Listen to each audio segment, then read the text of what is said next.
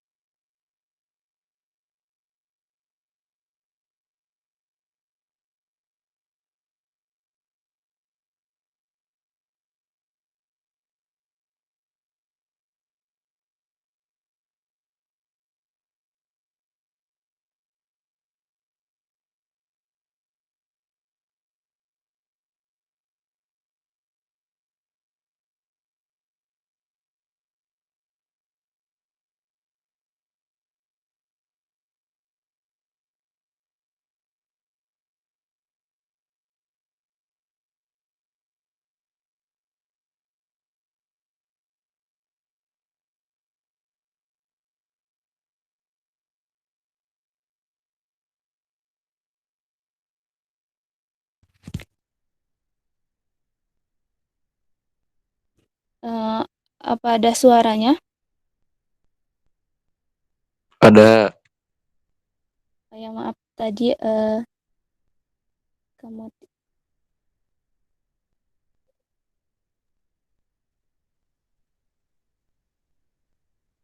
oke. Kita sekarang bahas tentang pengantar dapur umum. Di dapur umum itu adalah ada beberapa hal yang harus kita pahami. Yang pertama dari cangkupan tentang dapur umum itu, yang pertama ada pengertian dapur umum atau yang disingkat dengan DU. Yang kedua ada pelaksanaan. Yang ketiga kaitan dapur umum dengan standar minimum. Yang keempat gambar contoh perlengkapan dapur umum. Yang pertama kita membahas tentang pengertian dapur umum. Pengertian dapur umum dan apa itu dapur umum. Jadi dapur umum itu adalah dapur umum lapangan yang diselenggarakan oleh Palang Merah Indonesia untuk menyediakan atau menyiapkan makanan dan dapat didistribusikan kepada korban bencana dalam waktu cepat dan tepat.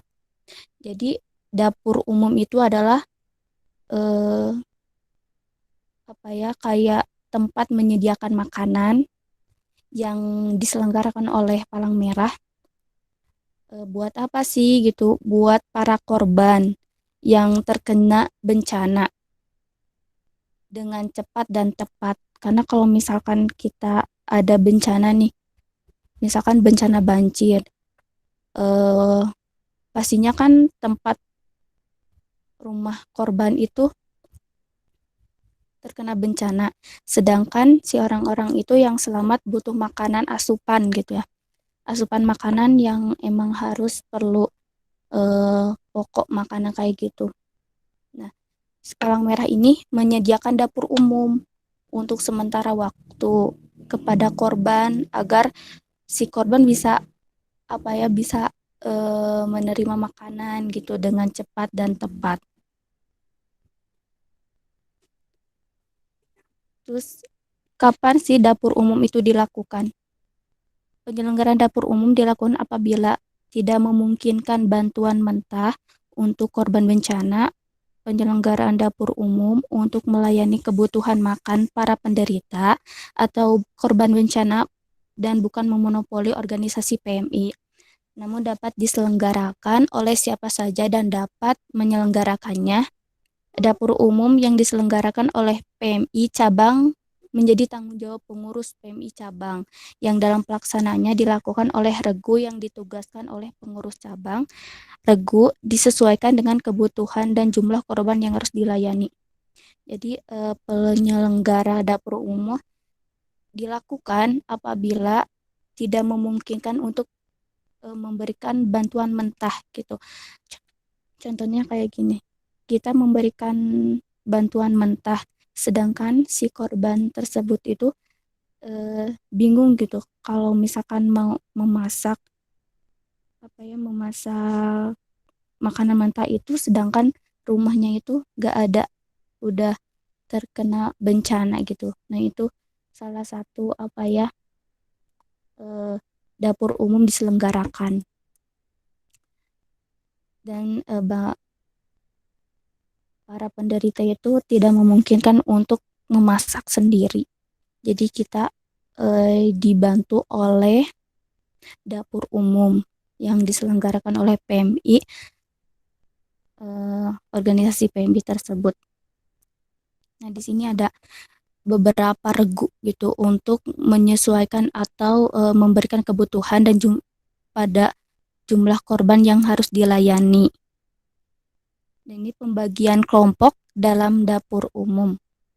Ada beberapa tim, bukan beberapa tim, jadi pembagian tim gitu untuk melaksanakan dapur umum yang harus disesuaikan dengan kebutuhan dan jumlah sasaran penerima bantuan yang harus dilayani. Oke.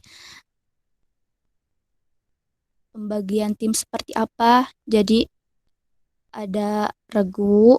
Nah, yang pertama ada regu.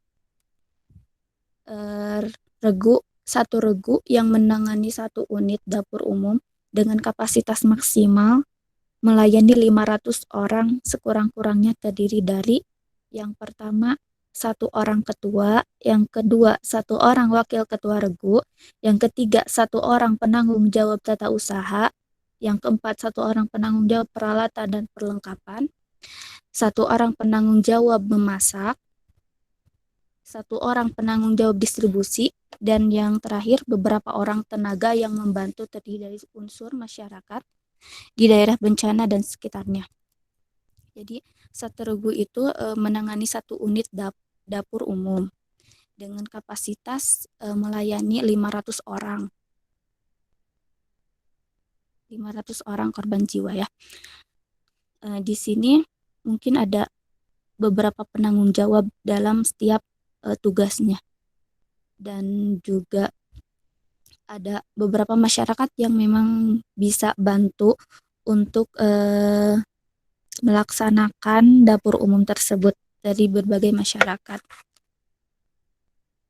Terus yang kedua ada kelompok. Dan ini bila diperlukan lebih dari satu regu. dapur umum sekaligus. Maka regu-regu tersebut diberi nomor urut dan dihimpun dalam kelompok. Kelompok dipimpin oleh ketua kelompok dan jika perlu dibantu oleh seorang pembantu umum. Jadi ini tuh lebih dari satu regu. Jadi setiap regu tuh diberikan eh, nomor urut gitu. Misalkan regu 1, regu 2, regu 3 dan itu beberapa regu itu disebut dengan kelompok. Dan setiap regu itu ada salah satu penanggung jawab di regu tersebut. Terus ada nomor 3 ada sektor. Apabila masyarakat yang dilayani cukup besar jumlahnya dan terpencar di daerah yang cukup luas, maka kelompok-kelompok dapur umum tersebut dapat dihimpun dalam satu wilayah kerja yang disebut sektor. Sektor tersebut dipimpin oleh ketua dan seorang pembantu umum. Nah, ini sektornya lebih besar gitu ya. Kayak bencana yang lebih besar. Jadi untuk membuat atau mengadakan dapur umum secara berkelompok-kelompok gitu. Dan sama jadi setiap sektor itu dipimpin oleh ketua dan seorang pembantu umum untuk penanggung jawabnya. Oke, yang tadi beberapa tim itu ada 3 ya. Yang pertama ada regu, yang kedua ada kelompok, dan yang ketiga ada sektor. Dan beberapa tim tersebut ada penanggung jawabnya dan pembantunya. Terus selanjutnya pelaksanaan dapur umum.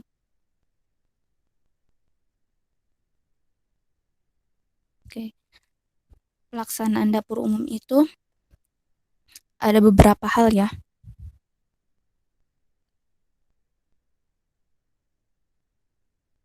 Yang pertama, dalam menentukan lokasi agar memperhatikan hal-hal sebagai berikut. Yang ke-1, letak dapur umum itu harus dengan posko atau penampungan supaya mudah dicapai atau dikunjungi oleh korban. Jadi letak dapur umum itu harus dekat dengan posko. Kenapa? Karena supaya mudah dicapai dan dikunjungi oleh korban. Jadi gak jauh. Kalau misalkan kita posko sama dapur umumnya jauh dan memerlukan transportasi, itu bakalan repot banget gitu. Yang kedua ada kebersihan lingkungan yang cukup memadai. Jadi tidak hanya letak dapur umum atau posko yang dekat gitu ya, berdekatan, tapi harus ada eh, menjamin kebersihan lingkungan yang cukup memadai. Yang ketiga ada aman dari bencana. Nah, untuk perletakan dapur umum sama poskonya itu harus lebih jauh dari tempat bencananya gitu, tempat bencananya gitu, agar tidak terkena bencana lagi gitu. Terus yang keempat ada dekat dengan transportasi umum. Kenapa harus dekat dengan transportasi umum? Karena supaya ada supaya kalau misalkan setiap posko atau dapur umum itu pasti ada pendistribusian makanan mungkin dari bantuan-bantuan kayak gitu. Jadi mudah untuk diakses. Yang kelima dekat dengan sumber air bersih. Ya, sumber air bersih itu adalah lebih penting gitu. Maksudnya penting banget ya untuk kita gitu, untuk nyuci, untuk eh, itu salah satu makanan pokok atau misalkan bahan yang harus ada. Terus yang selanjutnya ada hal-hal yang perlu diperhatikan dalam pendistribusian. Nah, ini untuk pendistribusian, apalagi dalam memberikan bantuan atau misalkan di dalam dapur umum itu, yang pertama, distribusi dilakukan dengan menggunakan kartu distribusi. Jadi mungkin gambarnya setiap korban itu memberikan misalkan kartu gitu, terus meminta bantuan kepada hmm, dapur umum atau misalkan orang-orang yang eh, menampung dalam bantuan tersebut, harus ada kartu distribusi, atau misalkan dia tuh memang terkena bencana atau tidak. Terus yang kedua, lokasi atau tempat pendistribusian yang aman dan mudah dicapai oleh korban. Lokasinya pun harus terjangkau gitu, harus mudah untuk dicapai oleh korban, jangan sampai jauh banget dari lingkungan korban tersebut. Yang ketiga, ada waktu pendistribusian yang konsisten dan tepat waktu. Jadi kalau misalkan maksudnya itu misalkan konsisten waktunya jam segitu ya harus jam segitu, dan juga harus tepat waktu, gak boleh ngaret. Terus yang keempat, pengambilan jatah seyogianya diambil oleh kakak atau perwakilan yang sah. Jadi pembagian makan bisa menggunakan daun, piring, kertas, atau sesuai dengan pertimbangan aman, cepat, praktis, dan sehat. Jadi pengambilan jatah seyoginya itu adalah eh, sesuai jumlah kartu keluarganya gitu. Berapa orang, terus juga bisa diambil oleh perwakilan yang ada dalam kakak tersebut. Terus selanjutnya, lama penyelenggaraan. Lama penyelenggaraan dapur umum itu ada 4 ya. 4 kategori. Yang pertama diselenggarakan bila situasi untuk memberikan bahan mentah tidak mungkin.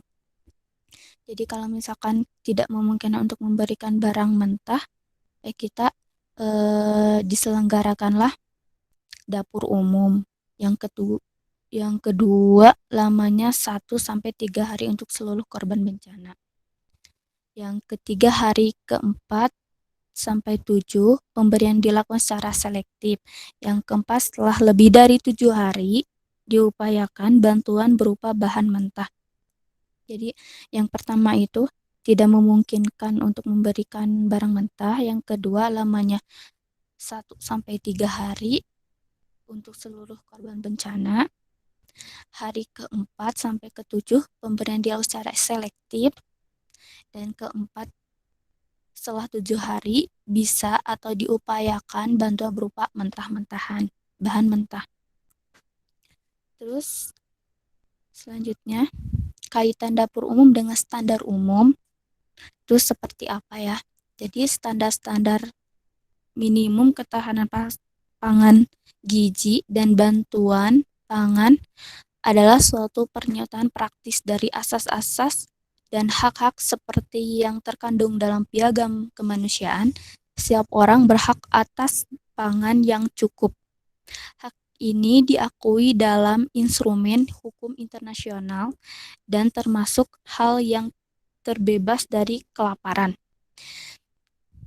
Jadi perlunya kita memberikan ketahanan pangan, gizi, dan bantuan kepada korban gitu. Karena setiap orang berhak atas pangan yang cukup, memberikan makanan dan nutrisi yang cukup untuk korban bencana. Terus ada aspek-aspek hak untuk mendapatkan kecukupan pangan tersebut di atas mencakup yang pertama, ketersediaan pangan dalam jumlah dan kualitas yang cukup untuk memenuhi kebutuhan gizi individu, bebas dari bahan-bahan yang merugikan dan dapat diterima dalam suatu budaya tertentu.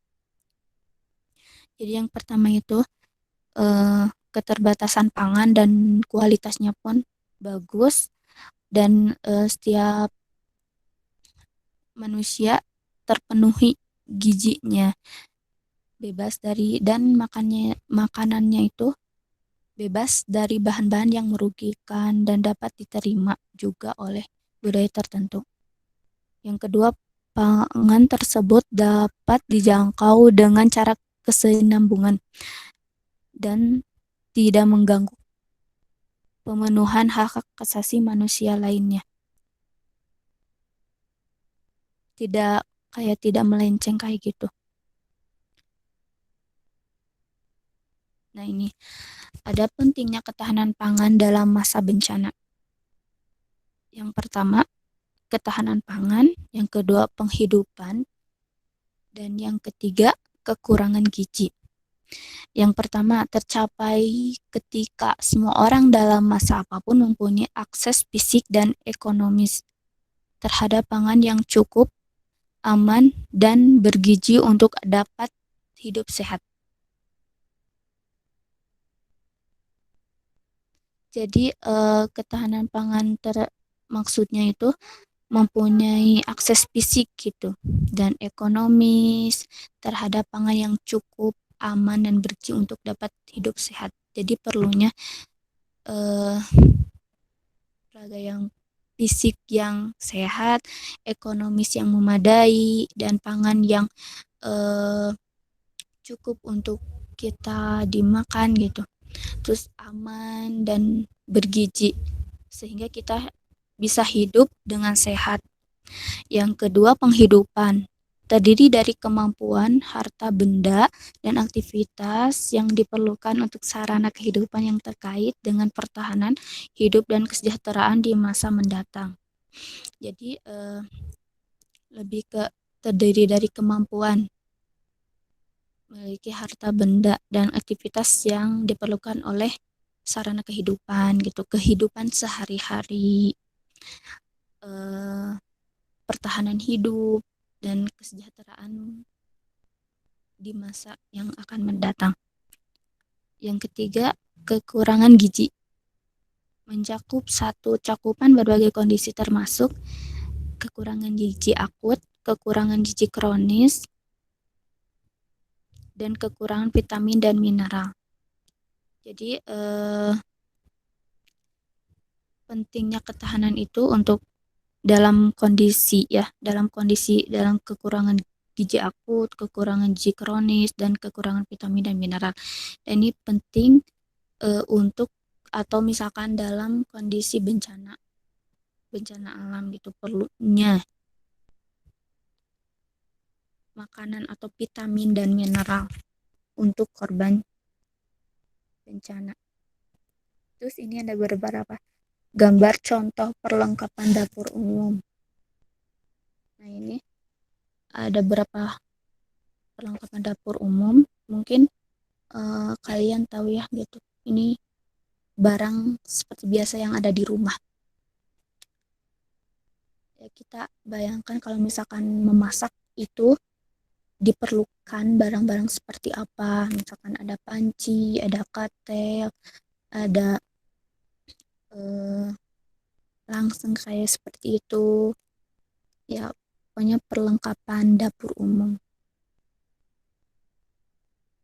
Dan ini contoh kegiatan dapur umum seperti ini. Mungkin lebih ke memasak besar-besaran ya gitu. Yang bisa melibatkan masyarakat atau petugas-petugas yang lain. Dan ini mungkin materinya cukup lumayan bisa diingat gitu. Oke, mungkin ada pertanyaan atau ada penjelasan yang kurang jelas bisa eh, ditanyain gitu. Mungkin ada yang mau bertanya. Silahkan.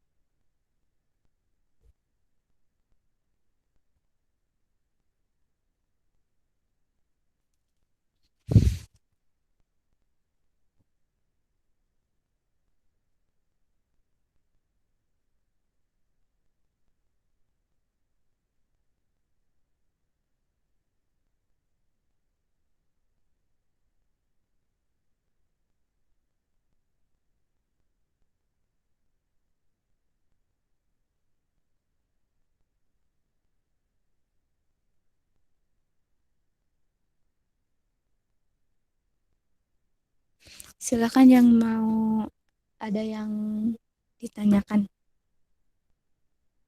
Mungkin ada yang belum jelas atau seperti apa.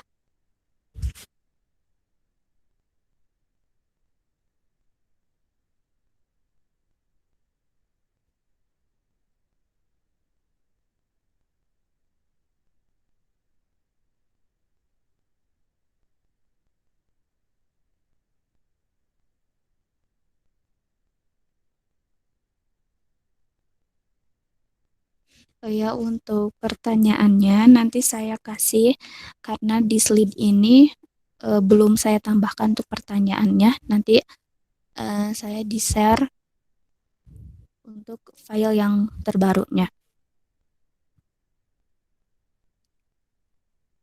Mungkin untuk kepastiannya kalian sudah mengerti atau masih mau baca-baca dulu gitu untuk pembahasan dapur umum ini dan mungkin eh, cukup mudah ya untuk dapur umum ini.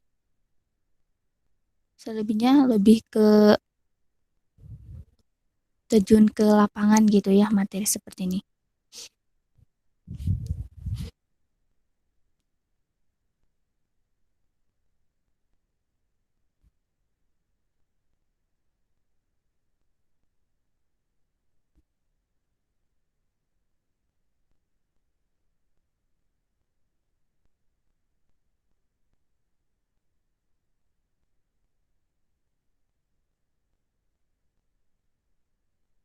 Oke, mungkin nggak ada yang menanggapi.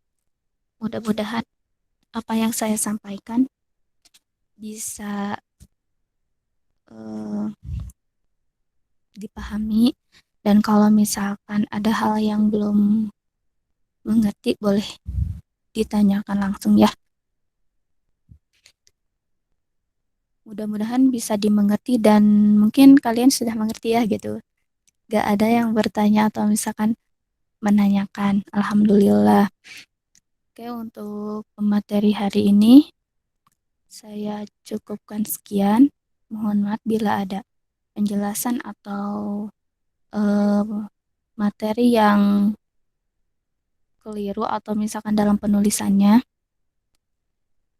Terima kasih. Wabillahi taufiq wal hidayah. Wassalamualaikum warahmatullahi wabarakatuh. Waalaikumsalam Waalaikumsalam warahmatullahi warahmatullahi wabarakatuh.